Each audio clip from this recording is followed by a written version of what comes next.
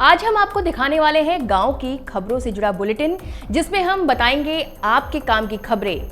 ग्रामीण विकास और किसानों की होगी बात, क्योंकि गांव जंक्शन लेकर आया है ग्रामीण भारत के सरोकार की खबरों से जुड़ा न्यूज बुलेटिन। नमस्कार, मैं हूं आपके साथ नैन्सी बाजपेयी और आप देख रहे हैं गांव जंक्शन। तो शुरू करते हैं ग्रामीण भारत की खबरों से जुड़ा वीकली राउंड अप, यानी इस पूरे हफ्ते क्या कुछ चला। सबसे पहले नजर डालते हैं वीकली हेडलाइंस पर। प्याज बासमती चावल से हटी मिनिमम एक्सपोर्ट प्राइस की बंदिश। जमाखोरों को बड़ा झटका, गेहूं की स्टॉक लिमिट में बदलाव। 25,000 संपर्क रहित गांवों को सड़क नेटवर्क से जोड़ने की तैयारी। खरीफ फसलों का बढ़ा रकबा, चावल दाल और श्री अन्न की बम्पर बुआई। अक्टूबर में जारी हो सकती है पीएम किसान सम्मान निधि की 18वीं किश्त। विलुप्ति की कगार पर है पीएम मोदी के घर आई नन्ही गाय की प्रजाति। और ऑस्टर मशरूम ने चमकाई गांव की इस महिला की किस्मत। तो चलिए शुरू करते हैं आज का बुलेटिन की शुरुआत करते हैं किसानों के सरोकार से जुड़ी बड़ी खबर के साथ। भारत सरकार ने प्याज और चावल के दामों को कंट्रोल करने के लिए एक बड़ा कदम उठाया है। दरअसल सरकार ने प्याज और चावल पर लगने वाले मिनिमम एक्सपोर्ट प्राइस की बंदिश लगाई हुई थी, जिसे अब हटा दिया गया है। इससे प्याज और बासमती चावल के एक्सपोर्ट को बढ़ावा मिलेगा और किसानों को ज्यादा रेट भी मिल सकेगा। सरकार ने 3 बड़े निर्णय लिए हैं जो सीधे सीधे किसानों को फायदा पहुंचाने वाले हैं। ये 3 निर्णय कौन कौन से हैं, जल्दी से एक नजर डालते हैं। प्याज पर न्यूनतम निर्यात मूल्य यानी कि एमईपी हटाने और निर्यात शुल्क को 40% से 20% किया गया। सरकार ने बासमती चावल की भी एमईपी समाप्त की। वहीं तीसरा बड़ा निर्णय लिया गया है कि कच्चे पाम, सोया और सूरजमुखी तेलों के आयात में ड्यूटी को 12.5% से 32.5% बढ़ाने और इनके रिफाइंड तेलों पर ड्यूटी को 13.75% से 35.75% करने का निर्णय लिया गया है। इस पर और अधिक जानकारी देने के लिए हमारे साथ ग्राउंड से जुड़े हैं हमारे साथी शैलेश अरोड़ा। जी हाँ शैलेश, ये जो 3 बड़े निर्णय लिए गए हैं, इसे आप कैसे देखते हैं? इससे किसानों को कैसे और कितना लाभ पहुंचेगा? जी शैलेश।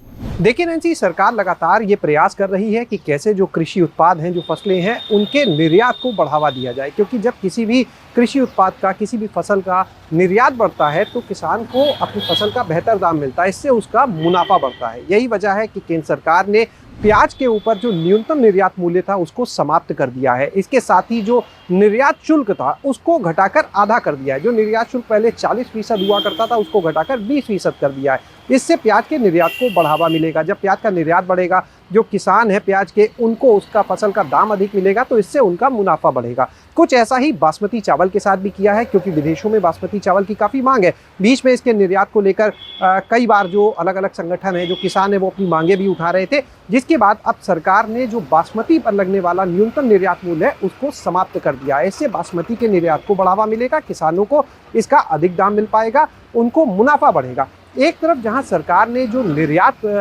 के लिए निर्यात शुल्क है उसको घटाया, न्यूनतम निर्यात मूल्य को खत्म किया है, तो वहीं दूसरी ओर कुछ वस्तुएं जो कृषि उत्पाद बाहर से मंगाए जाते हैं, यानी जिनका आयात होता है, उनके ऊपर आयात शुल्क को बढ़ाया भी गया है। क्योंकि जब आयात शुल्क बढ़ेगा तो उनका जो आयात है वो या तो कम होगा, या अगर यहाँ पर वो आते भी हैं उत्पाद तो उनका जो दाम है वो यहाँ के जो लोकल स्थानीय बाजार हैं उससे अधिक हो, तभी यहाँ के जो किसानों के उत्पाद होंगे वो बेहतर दाम पर यहाँ पर बिक पाएंगे। इसीलिए अगर आप देखें तो जो कच्चे पाम, सोयाबीन और सूरजमुखी हैं, इनका जो तेल है उसके ऊपर जो आयात शुल्क था उसको 20% बढ़ा दिया है। जो पहले 12.5% का 12.5% का आयात शुल्क होता था उसको बढ़ाकर 32.5% कर दिया है। इससे एक तरफ जो आयात होता था, जब शुल्क बढ़ेगा तो उसके दाम यहाँ पर अधिक होंगे, स्थानीय जो उत्पाद होंगे वो बेहतर दाम पर बिक पाएंगे।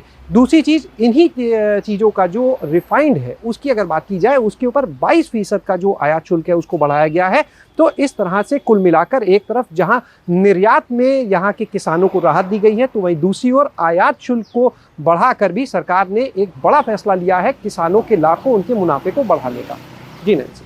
शैलेश, बहुत बहुत धन्यवाद हमसे जुड़ने के लिए। आपने आसानी से समझा दिया कि कैसे किसानों को इस निर्णय से सीधा सीधा फायदा पहुंचेगा। तो चलिए आगे बढ़ते हैं, अगली खबर का रुख करते हैं। सरकार ने गेहूं के जमाखोरों को तगड़ा झटका दे दिया है। दरअसल सरकार ने गेहूं की कीमतों में स्थिरता और जमाखोरी रोकने के लिए गेहूं भंडारण की सीमा तय कर दी है। नई स्टॉक लिमिट क्या है, आपको ग्राफिक्स के जरिए समझाते हैं। अब कोई भी व्यापारी या होलसेलर 2000 टन से ज्यादा गेहूं नहीं जमा कर सकेगा।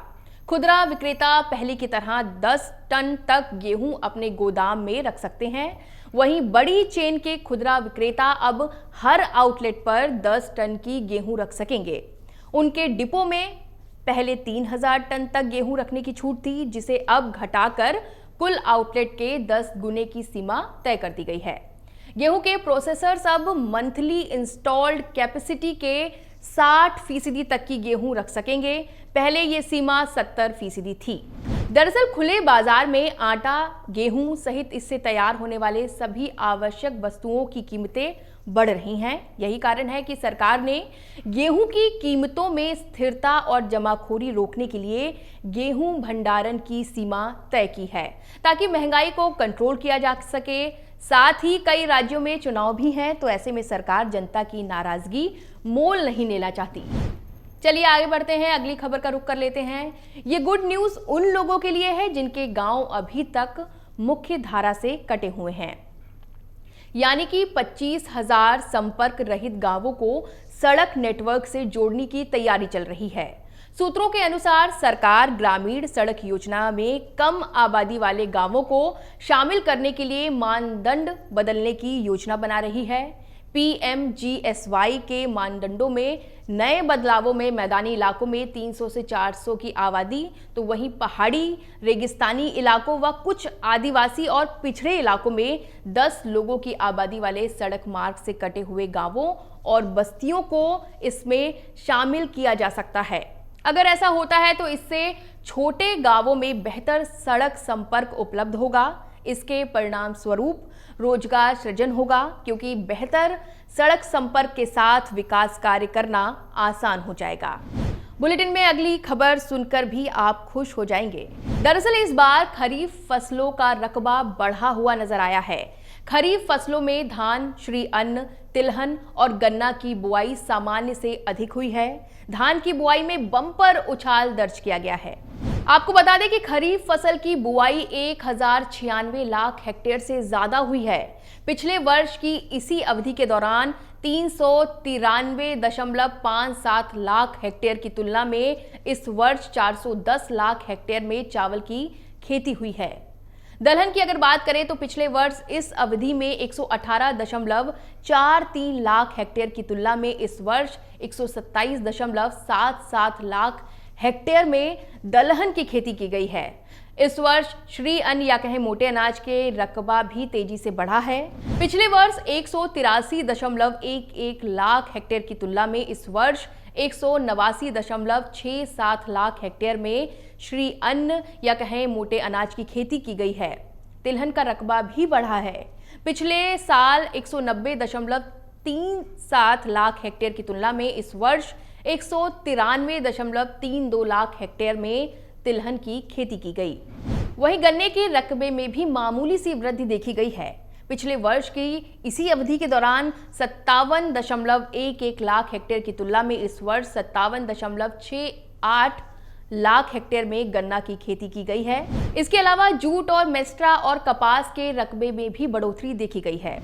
चलिए अब आगे बढ़ते हैं और जानते हैं पीएम किसान सम्मान निधि की 18वीं किश्त कब जारी हो सकती है, जिसका इंतजार किसान बेसब्री से कर रहे हैं। अब तक सरकार 17 किस्तें किसानों के खाते में ट्रांसफर कर चुकी है। 18वीं किश्त की घोषणा भी अगले महीने यानी कि अक्टूबर में की जा सकती है, लेकिन इस बार किसानों को कुछ नए निर्देशों का पालन करना होगा। इस योजना के लिए सरकार ने ई-केवाईसी और भूमि सत्यापन अनिवार्य कर दिया है। जिन किसानों ने इस आवश्यक प्रक्रियाओं को पूरा नहीं किया है, उन्हें 18वीं किश्त के 2000 रुपए की राशि नहीं मिलेगी।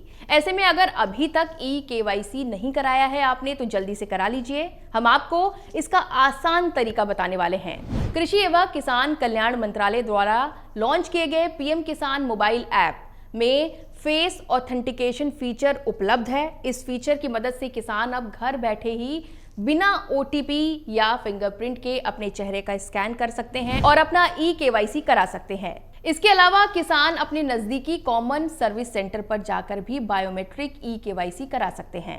यदि किसान स्वयं OTP की माध्यम से eKYC प्रक्रिया पूरी करते हैं तो ये निःशुल्क है, जबकि कॉमन सर्विस सेंटर पर जाकर KYC कराने पर कुछ शुल्क देना पड़ सकता है। तो जल्दी से इस प्रक्रिया को पूरा कर लीजिए, नहीं तो 18वीं किस्त आने में दिक्कत हो सकती है। आपने हाल ही में प्रधानमंत्री नरेंद्र मोदी का एक नन्ही गाय के साथ वीडियो देखा होगा। ये वीडियो अब वायरल हो चुका है, लेकिन क्या आप जानते हैं जो नन्हा मेहमान प्रधानमंत्री नरेंद्र मोदी के घर आया है, उस गाय की प्रजाति विलुप्ति की कगार पर है। दरअसल पीएम मोदी जिस गाय को अपने घर लेकर आए हैं वो पुंगनूर गाय है, जो कि विश्व की सबसे छोटी कुबड़ वाली मवेशी नस्ल है, जो इस समय विलुप्ति की कगार पर है। आइए जानते हैं कि ये पुंगनूर गाय खास क्यों है। पुंगनूर गाय मूलतः आंध्र प्रदेश में पाई जाती है। पुंगनूर गायों का कद 70 से 90 सेंटीमीटर तक होता है। वजन 115 किलो से 200 किलोग्राम तक होता है। रिपोर्ट्स के मुताबिक भारतीय नस्ल की पुंगनूर गाय एक प्राचीन नस्ल है, जिसे ऋषि मुनि भी पालते थे। इस गाय का दूध 8% फैट के साथ औषधि गुणों से भी भरपूर होता है, जबकि सामान्य गाय के दूध में 3 से 3.5% तक ही फैट मिलता है। पुंगनूर गाय प्रतिदिन 3 से 5 लीटर दूध देती हैं, जिसकी एवज में सिर्फ 5 किलो चारा उन्हें डालना पड़ता है। पुंगनूर के दूध में प्रोटीन और कैल्शियम के साथ अन्य आवश्यक पोषक तत्व भी अधिक मात्रा में पाए जाते हैं। दक्षिण भारत में ये गाय एक स्टेटस सिंबल के रूप में भी देखी जाती हैं। पुंगनूर गाय जितनी छोटी होती हैं, उसकी कीमत भी उतनी ही ज्यादा होती है। आमतौर पर पुंगनूर गाय का जोड़ा 1 लाख से 25 लाख तक बिकता है। आंध्र प्रदेश सरकार ने साल 2020 में पुंगनूर नस्ल के संरक्षण के लिए मिशन पुंगनूर शुरू किया है। इसके लिए 5 साल के लिए 69.36 करोड़ के बजट का प्रावधान रखा गया है। इस बीच पीएम मोदी भी अपने आवास पर पुंगनूर गाय लेकर आए, जिसे वो खूब लाड़ दुलार करते भी दिखे। उनका ये वीडियो भी खूब वायरल हो रहा है। तो ये तो हो गई पुंगनूर की बात। अब हम आपको एक ऐसी महिला से मिलवाने जा रहे हैं जिसकी किस्मत ऑयस्टर मशरूम ने चमका दी। कैसे, खुद उन्हीं से जानते हैं। ये हमारा 10 बाई 20 का कमरा है। इसमें हमने 300 बैग लगाया है ऑयस्टर मशरूम, और हमारा एक बैग में 2 किलो निकल जाता है। 2 महीने में एक बैग में 2 किलो निकल जाता है मशरूम, और हमने 300 लगाया है, तो फिर 2 महीने का 30,000 रुपया में, 1 महीने का 30,000 रुपया बेनिफिट होता है, और 2 महीने का 60,000।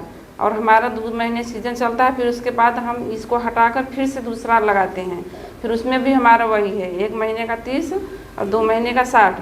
तो इससे हमारा 1,20,000 रुपया बेनिफिट हो जाता है। तो और हम सब्जी का खेती भी करते हैं और ऑयस्टर मशरूम का भी करते हैं। भदोई की महिलाओं का ये पूरा वीडियो आप गांव जंक्शन के YouTube चैनल पर देख सकते हैं। स्टोरी लिंक कमेंट बॉक्स में दिया गया है। बहरहाल वीकली बुलेटिन में बस इतना ही। अगले हफ्ते शनिवार को फिर हम आपके बीच हाजिर होंगे आपसे जुड़ी खबरों को लेकर। अगर आप भी चाहते हैं आपके गांव की खबर हमें दिखानी चाहिए तो कमेंट करिए। अगर आपके गांव की स्टोरी में होगा दम तो अगले बुलेटिन में हम उसे जरूर करेंगे शामिल। नमस्कार।